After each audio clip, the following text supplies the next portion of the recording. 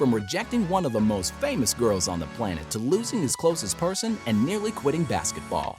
These are the top 10 things you didn't know about Joel Embiid. Now, we all know NBA stars start playing the game even before they know how to tie their own shoelaces.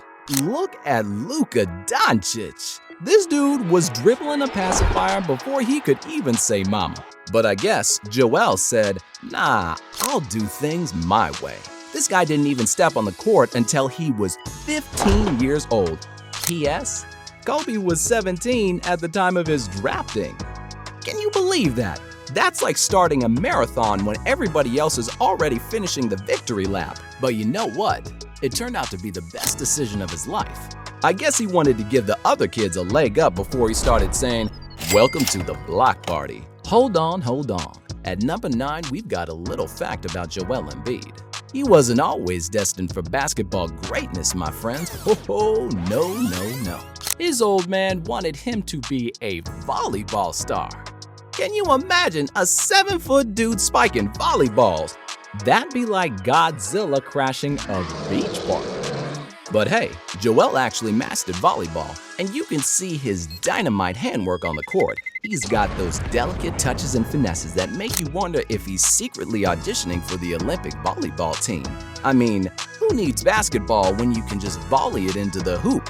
Oh, brace yourselves, folks. Joel has been an all-star not once, not twice, but 6 times. That's more all-star appearances than some people have friends on Facebook. I don't want to spill the tea, but we all know that's true. But that's not all. In the 2021-22 and 2022-23 seasons, my mans was the leading point scorer. Yeah, you heard me right. The big fella outscored everyone in the league. That's like Shaq-level dominance right there. Oh, wait for it. He became the first center since Moses Malone to average 30 points per game. 30 points per game.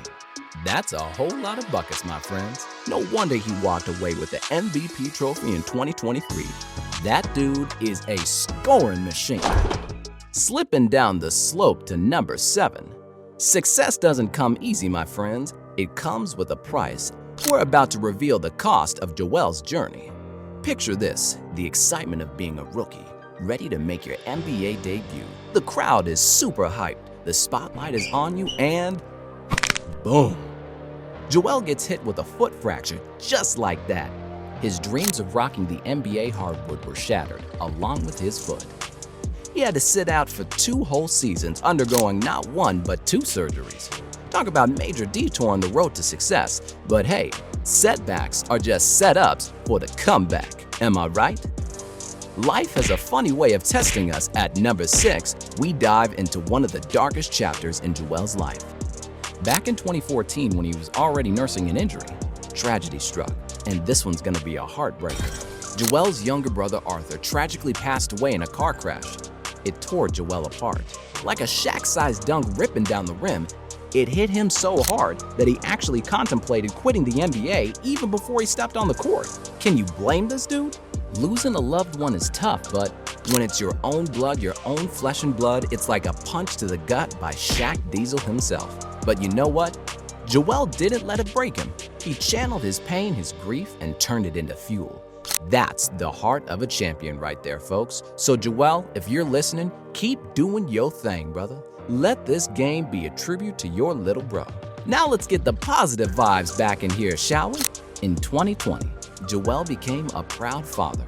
He welcomed his son and named him Arthur, after his late brother. Talk about honoring your family legacy.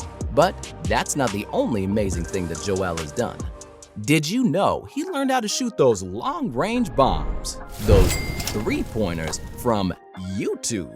Can you believe it? Forget coaches and training camps. Joel went straight to the internet for his basketball education and followed this process of development. Process. Now I know the word process must ring some bells. That's the name Joel gave himself, but you may be asking why. Well, according to the man himself, it's to keep the legacy of Sam Hinkie alive. Now, I know what you're thinking. Who the hell is Sam Hinkie? Well, he's the guy that orchestrated Philly's success in the recent years. But here's the kicker, Sam got thrown out of the NBA. Joel didn't like that one bit, so he decided to carry on the torch to keep the spirit of Sam Hinkie alive. He definitely knows how to show gratitude and respect, and never let it be said that the process was nothing but loyal. Speaking of which, reminds me of Joel's big heart off the court. This man is not just a baller, he's a philanthropist extraordinaire. He's been spreading love and goodness, making a real difference in the lives of people in his homeland, Cameroon, and right here in Philly.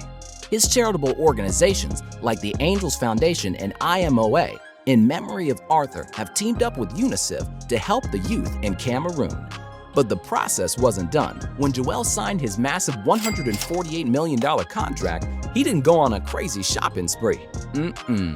He pledged a good chunk of it to fight poverty in Cameroon and pay homage to Nelson Mandela. Now, that's what I call slam dunk for humanity.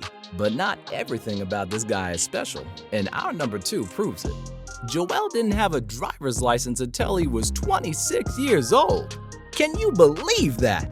This 7-foot superstar was cruising the streets of Philly without a driver's license. But hey, better late than never, right? Joel finally got his license in 2020, and now he can legally show off his driving skills. Ooh, watch out, Philly. The big process is coming down with some big wheels. And we are finally here. Man of the hour, too sweet to be sour, the number 1 mind-blowing fact about Joel Embiid. Back when he got drafted in the NBA, he had a massive crush on Rihanna. I mean, wouldn't you? She's like a goddess. But guess what? She shut him down, straight up denied him, saying, "Come back to me when you're an all-star." Ooh, ouch. Talk about rejection. But here's where it gets spicy. When Joel finally became an all-star in 2018, a reporter had the guts to ask if he would now ask out Rihanna. And you know what Big Process said. He clapped back like a boss and said, "Back then, she denied me, and now I'm gonna deny her." Oh, no, he didn't. Talk about turning the tables on her. Ooh-wee. Joel had the last laugh and showed Rihanna that he's not just an all-star on the court, but a player off the court too. I can already hear Chris Rock saying, "Joel Embiid, the man who rejected Rihanna." Now, that's some next-level swagger right there. Life has thrown some serious curveballs at the process, but he's faced them head-on with resilience, determination, and a touch of that old swag. Joel Embiid, you're an inspiration both on and off the court. Keep balling, keep making us laugh, and keep showing the world what it means to be a true MVP.